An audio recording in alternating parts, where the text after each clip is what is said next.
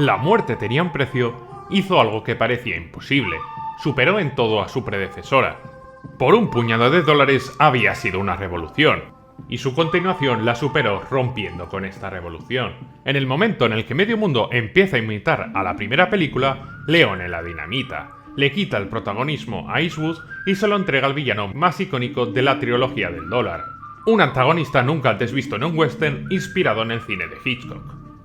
En este vídeo vamos a explorar cómo, por un puñado de dólares más, se convirtió en una película mucho más profunda de lo que nadie esperaba. Un western que mezcla suspense psicológico con duelos coreografiados al ritmo de Morricone y que demuestra que Leone no repetía fórmulas. Las destruía para inventar otras nuevas. Tras el inesperado éxito de Por un puñado de dólares en Europa, Sergio Leone se encontró en una situación muy incómoda. O repetía la misma fórmula y corría el riesgo de quedarse como una moda pasajera, o demostraba que aquello podía crecer y convertirse en un western mucho más grande, más profundo. La primera película había sorprendido por pura frescura. Pero para Leone esto no era suficiente. Este exigía demostrar control, coherencia y ambición. Ya no valía con improvisar, ahora había que construir un universo. Ni él, ni Ennio Morricone, ni Clint Eastwood eran todavía mitos. Eran un trío improvisado que había coincidido casi por azar, y al que ahora se le permitía confirmar que no eran un golpe de suerte, sino el inicio de un estilo propio. Leone tenía que reafirmarse como un autor, Morricone necesitaba consolidarse como un compositor de prestigio.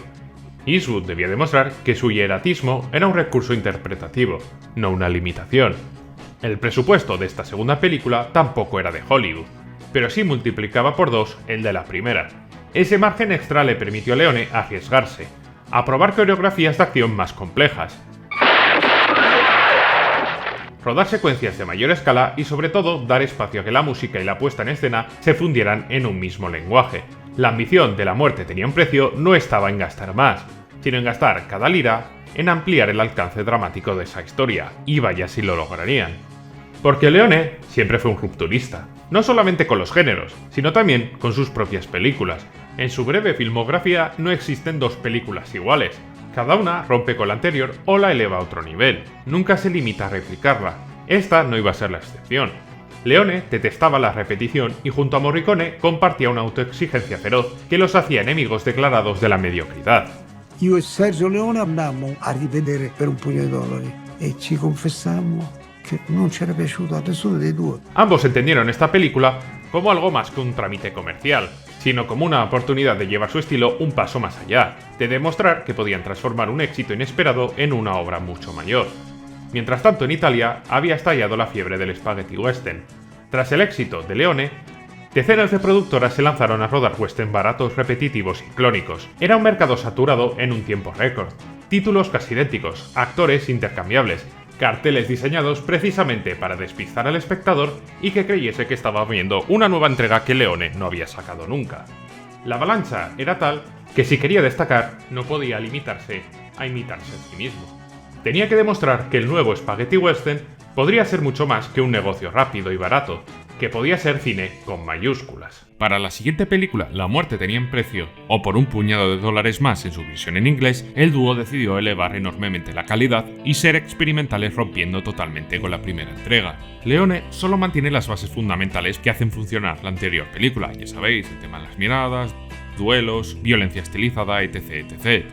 Pero por el resto es una película muy diferente a la primera entrega. Para empezar, la banda sonora de Ennio Morricone ya no solo evocaba aventuras, sino que adquiere unos tintes dramáticos.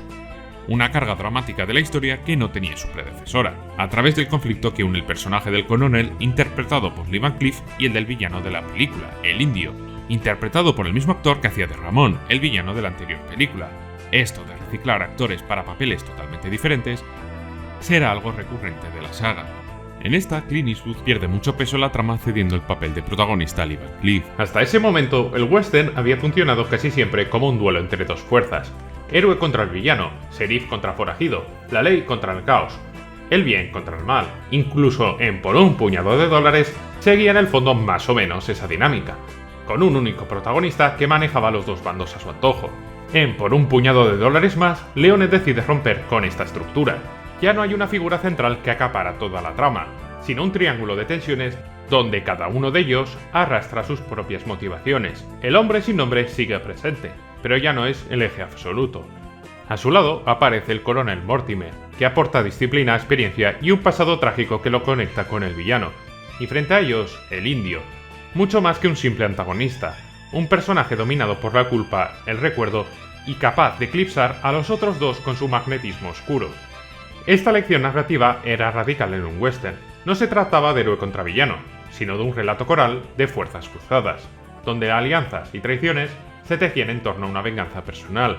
Leone convierte la historia en una partida de ajedrez a 3 bandas, donde el suspense no está solamente en quién disparará primero, sino en quién se impondrá moralmente sobre los demás. ¿No te suena algo a la tercera entrega? Pues bueno, esto fue su campo de pruebas. Y en esto, quien realmente lleva el peso de la trama es el indio, reflejado en la canción de reloj de bolsillo de este, dándole un contexto de nostalgia y pérdida. La melodía del reloj no es solo un recurso estilístico, sino que está cargada de significado y simbolismo que profundiza en la psicología del personaje. Es a través de esta melodía y sus flashbacks en sueños de este, donde se distorsiona la figura del villano, pues pasa de ser en un principio un antagonista rudo y cruel a un hombre vulnerable,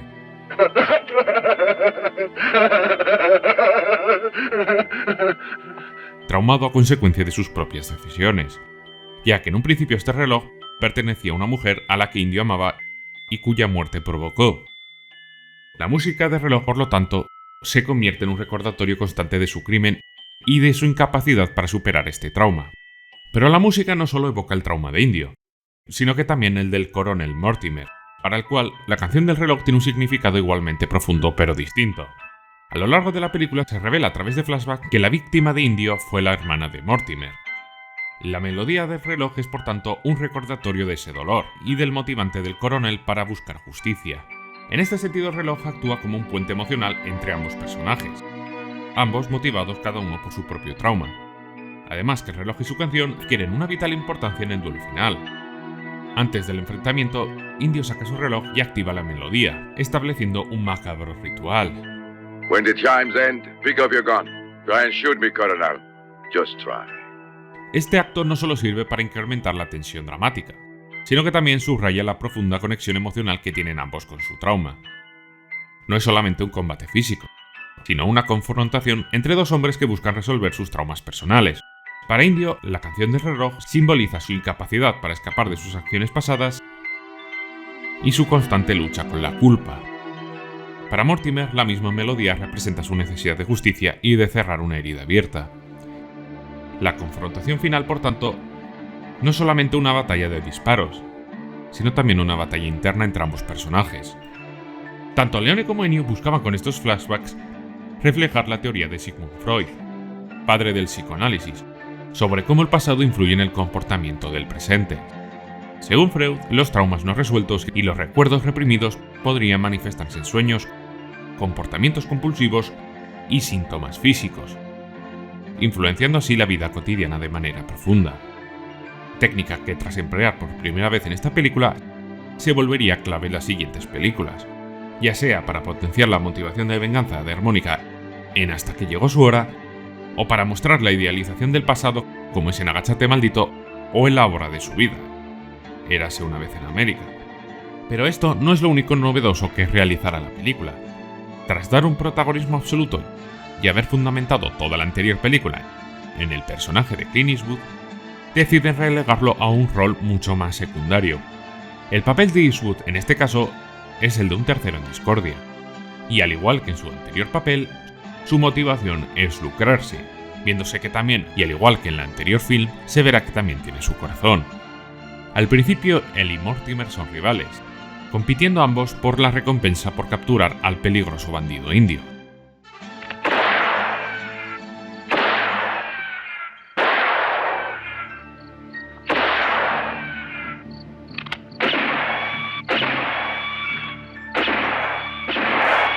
Sin embargo, a medida que avanza la película y desarrollan una relación de respeto mutuo, y ante la superioridad numérica del rival, deciden unir fuerzas contra él por fuerza mayor.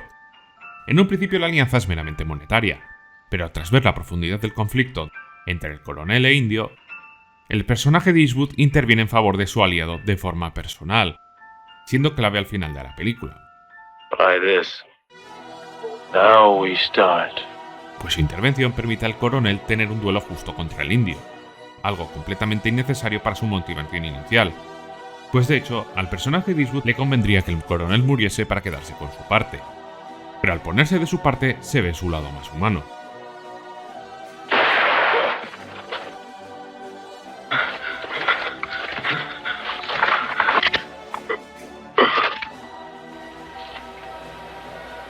Bravo.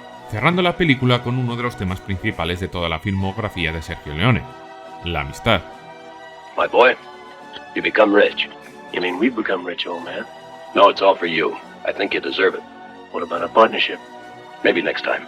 Pues el coronel, en reconocimiento de la asistencia de Eastwood, le deja quedarse con toda la recompensa antes de separar sus caminos.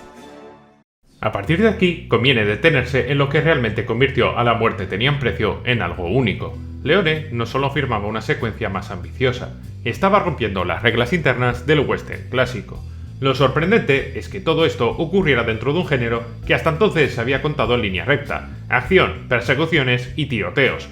Leone introduce otra lógica, donde la memoria y el trauma se convierten en motores de la narración. En otros géneros ya se había jugado con estas obsesiones.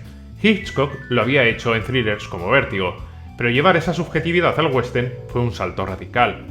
Allí donde el villano solía ser una amenaza plana, Leone le da un espesor psicológico, lo humaniza y convierte su tormento en el verdadero motor de la historia.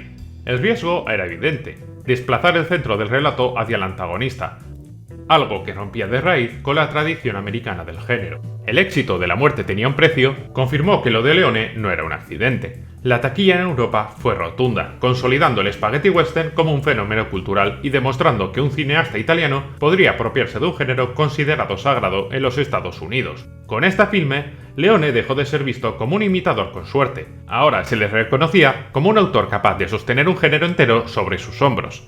Además, su rodaje en Almería consolidó la región como un Hollywood europeo.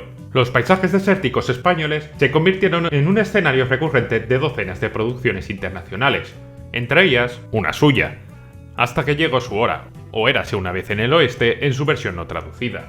A partir de aquí, no solamente se imitaría el estilo de Leone, también se copiaba su geografía, pueblos construidos en el desierto almeriense que acabarían alojando desde western menores hasta superproducciones extranjeras. Esta película mejoró en taquilla la anterior, y fue todo un éxito, pero al igual que la anterior, recibió críticas muy duras por parte de la crítica especializada norteamericana. Sergio Leone, para formar el cast para rodar esta película, volvió a ser rechazado una vez más por Charles Bronson, para un papel que iba a ser coprotagonista con Clint Eastwood, considerando de nuevo que el guión era muy malo, por lo que tuvo que fichar a Lee Van Cleef de urgencia porque el actor titular renunció a 3 días de que empezara el rodaje, siendo Lee Van Cleef un actor secundario marginado en Hollywood debido a su alcoholismo, al cual transformó en uno de los rostros emblemáticos del lejano oeste, tal y como hizo con Eastwood. Un Lee Van Cleef que fue muy difícil de controlar precisamente porque se pasaba todo el día borracho en el set de rodaje de Almería, hasta el punto de que Leone tuvo que traer a su familia para que lo vigilase y lo cuidaran. Con Eastwood tampoco mejoró mucho la experiencia de rodaje respecto a la primera, ya que precisamente por sus roces anteriores con el director, no le interesaba repetir el papel. De hecho, culpaba a Leone, y con toda la razón, de su tabaquismo, ya que Eastwood, pese a ser contrario al tabaco, empezó a fumar por su personaje obligado precisamente por el director, llegando a fumar tanto que se volvió un fumador empedernido durante muchos años. Solo volvió a trabajar con Leone porque en Estados Unidos aún era un completo desconocido y no tenía ninguna oferta, y tampoco es de extrañar. Si bien se había convertido en todo un icono europeo por el éxito de Por un puñado de dólares, para cuando estaba en Almería rodando la segunda parte, en Estados Unidos la película anterior aún no se había estrenado, ya que los pleitos por los derechos de autor con Kurosawa lo impedían. De hecho, para Clint, el éxito de la trilogía del dólar le vino de golpe, ya que tras solucionar el problema de los derechos de autor, las 3 películas de la saga se estrenaron con pocos meses de diferencia entre sí, dándole por fin el ansiado éxito en su tierra natal que tanto anhelaba. El éxito de La muerte tenía un precio también dejó huellas claras en la carrera de sus actores. Para Clint Eastwood, la trilogía del dólar no solo fue la plataforma que lo lanzó al estrellato internacional, definió su estilo interpretativo. Ese hieratismo, las frases escuetas y la mirada de hielo se convirtieron en su marca registrada. La misma que años después explotaría en Harry el Sucio y en su propio cine como director. Para el Evil Cliff, en cambio, fue aún más radical. De secundario marginado en Hollywood, condenado a papeles menores por su alcoholismo, pasó a convertirse en una estrella internacional gracias a Leone. En Italia y Europa se le reconoció como un rostro icónico del western, y su carrera revivió con una fuerza que nadie había imaginado. Con esta película quedaba claro que ya no hablábamos de un golpe de suerte. Aquí se asentaba el verdadero Sergio Leone.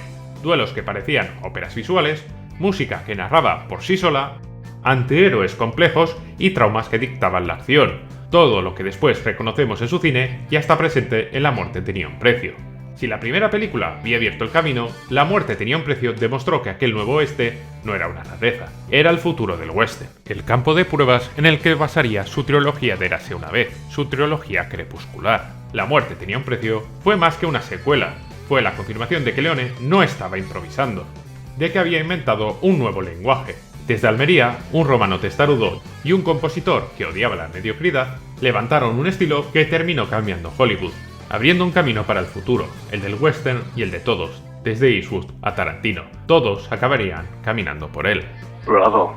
Si te ha gustado este vídeo, te recomiendo este otro donde hablo del duelo final del bueno, el feo y el malo. Una escena que no es solamente un tiroteo, sino una coreografía de miradas, silencios y música, donde Leone y Morricone llevan todo lo aprendido a su máxima expresión. Un clímax que convirtió un simple duelo en una de las secuencias más épicas de la historia del cine. Y ya que estás, dale un like, que creo que me lo he merecido. Nos vemos en el siguiente vídeo.